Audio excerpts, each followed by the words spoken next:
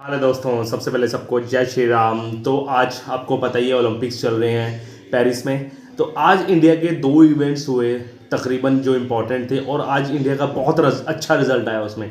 तो पहले इवेंट की बात करते हैं जेवलिन थ्रो की। और जेवलिन थ्रो का जब नाम आता है तो हमारे गोल्डन बॉय नीरज चोपड़ा का नाम सबसे ऊपर आता है। तो आज परफॉर्मेंस भी उस तरीके से करी, जो बोलते हैं ना जंगल में सिर्फ एक ही राजा होता है और वो होता है शेर।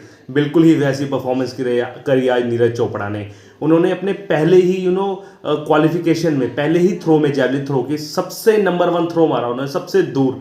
उनका ये वाला सीजन बेस्ट था। उन्होंने मारा 89.34, 79.34 मीटर का उन्होंने भाला फेंका और नंबर 1 पोजीशन हासिल की क्वालिफिकेशन में, और सीधा वो फाइनल में पहुंच गए हैं। तो अगर बात करें क्वालिफिकेशन की, तो 84 मीटर का मार्क था ये। 84 मीटर के जिसने ऊपर ऊपर फेंके वो 12 टोटल थे खिलाड़ी, उन्होंने क्वालिफाई कर लिया है।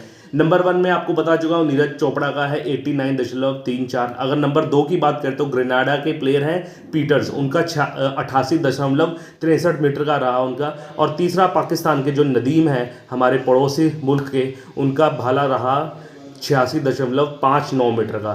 तो नीरज चोपड़ा ने अपने पहले ही थ्रो में जता दिया है कि वो तकरीबन अगर कोई अनहोनी ना हुई, कोई खराब किस्मत ना हुई, तो वही जीत रहे हैं ये गोल्ड मेडल, जिस तरह का उनका परफॉर्मेंस था। और पहले ही थ्रो में सीजन बेस्ट अपना उन्होंने परफॉर्मेंस किया, तो ये बहुत अच्छी बात है। अगर उनका करियर बेस्ट बताएं तो 89.94 का उनका करियर बेस्ट है। तो मैं उम्मीद करता हूँ उनका 8 अगस्त को मुकाबला है, वहाँ पर वो 90 के जो मार्क है ना, जो उसको आगे बढ़ाएं, उससे आगे वो भाला फेंके। तो बहुत अच्छा रिजल्ट रहा हमारे गोल्डन बॉय नीरज चोपड़ा का। अगर दूसरी बात करें, वुमेन्स की बात करें, वहाँ पर रेसलिंग में भी बहुत अच्छे इवेंट रहे। रेसलिंग में विनेश फोगट ने 50 किलोग्राम की कैटेगरी में खेल रही थी। तो उनका जो पहला मैच था प्री क्वार्टर फाइनल, वो बहुत ही टाइट मैच था। वो उनका मैच था जापान की यूई सुसाकी से, जो वर्ल्ड नंबर 1 है वो रेसलिंग में। और पिछले बार की यानी कि डिफेंडिंग चैंपियन है वो, जो पिछली बार टोक्यो में हुआ था ना ओलंपिक्स, उसमें वो डिफेंडिंग चैंपियन है, गोल्ड मेडलिस्ट है, और वो वर्ल्ड चैंपियन भी रह चुकी है पिछली बार की।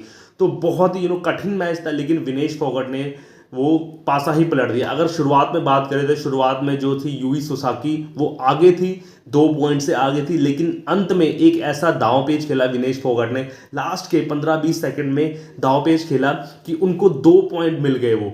और 1 पॉइंट उनके जो जापान के कोच थे उन्होंने रेफरल मांगा, और वो रेफरल क्या था, डिसमिस हो गया। तो उनका 1 पॉइंट मिला उनको और विनेश फोगट को, और 3-2 से कड़ा मुकाबला जीता। ये बहुत अच्छा मुकाबला जीता उन्होंने। हैरानीजनक था, क्योंकि world number 1 gold medalist defending champion को हराना बहुत मुश्किल बात थी।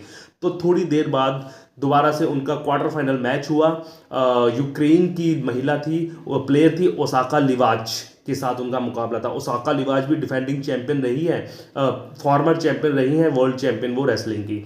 तो 50 किलोग्राम की कैटेगरी में दोबारा से क्वार्टर फाइनल मैच हुआ, और इस बार थोड़ी सी विनेश फोगट अटैक में लगी, क्योंकि आपका पहला मैच था जो जापान के खिलाफ, उसमें थोड़ा डर के डिफेंस में खेली थी, लेकिन इसमें अटैकिंग मोड में खेली। और दूसरी तरफ जो थी ओसाका लिवाच, वो भी बहुत अच्छा खेल रही थी। कांटों भरा मुकाबला हुआ, लेकिन एंड में आते आते विनेश फोगट ने ये 7-5 से मुकाबला जीत लिया है, और अब सेमीफाइनल में प्रवेश कर लिया। और उनका सेमीफाइनल मैच 10:15 बजे है क्यूबा की रेसलर के साथ। वो भी टफ मुकाबला है, क्योंकि क्यूबा की रेसलर भी बहुत अच्छा खेलती हैं। तो यही 2 मेन इवेंट्स हुए आज, और दोनों के दोनों इवेंट्स में इंडिया को जीत मिली। और एक आज तगड़ा इवेंट और होना है हॉकी का, इंडिया और जर्मनी का मैच होगा 10:30 बजे। स्टे ट्यून रहिए, उसका भी रिव्यू कर लेके आएंगे। तो यही था, होप करते हैं कि जितने भी इवेंट बाकी हैं इंडिया के, उसमें इंडिया 3 मेडल कम से कम लाए, और या गोल्ड या सिल्वर या फिर ब्रॉन्ज लेकर आए, लेकिन 1 मेडल तो हमें गोल्ड चाहिए नीरज चोपड़ा से। तब तक के लिए मिलते हैं कल थोड़ी और स्पोर्ट्स की खबरें लेकर। कल इंडिया और श्रीलंका का डू और डाई मैच है इंडिया के लिए, उसका भी रिव्यू लेके आएंगे। तब तक के लिए जय श्री राम, ओके बाय।